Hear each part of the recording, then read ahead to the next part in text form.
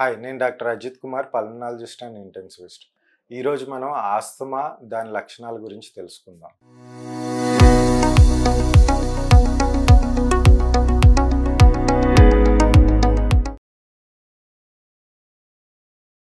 Asthma చాలా మందిలో అలర్జీతో పాటు అసోసియేట్ అయి ఉంటుంది. అలాంటప్పుడు ఎక్కువగా స్నీజెస్ అంటే తుమ్ములు రావడము, లేదా ముక్కు నుండి నీరు కారడము, ముక్కు దిబ్బడ, గొంతులో ఏదో కిచకిచగా ద్రావాలు ఊరుతున్నట్టుగా ఉంటుండడము, ఇవన్నీ అలర్జీకి సంబంధించిన లక్షణాలు. వీటితో పాటు చాలా మందిలో ఆస్తమా కూడా అసోసియేట్ అయ్యి ఉంటుంది. సో ఆస్తమా ఎగ్జాజర్బేషన్ అప్పుడు ఈ చెస్ట్ బిగువుగా పట్టేసినట్టు, ఛాతీ బిగువుగా పట్టేసినట్టు, చెస్ట్ టైట్నెస్ అంటాం, అది ఉండొచ్చు. లేదా ఆయాసం ఎక్కువగా ఉంటుండడము, ఈ ఆయాసం కూడా రాత్రిపూట లేదా తెల్లవారుజాముల్లో ఎక్కువగా ఉంటుంది.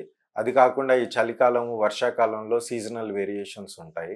దాంతోపాటు ఈ ఆయాసంతో పాటు వీజింగ్ అంటే పిల్లి కూతలు శ్వాసలో కదా లేదా దమ్ములో అంటూ పిల్లి కూతల సౌండ్ వినిపించడం, దాన్నే వీజింగ్ అంటాం.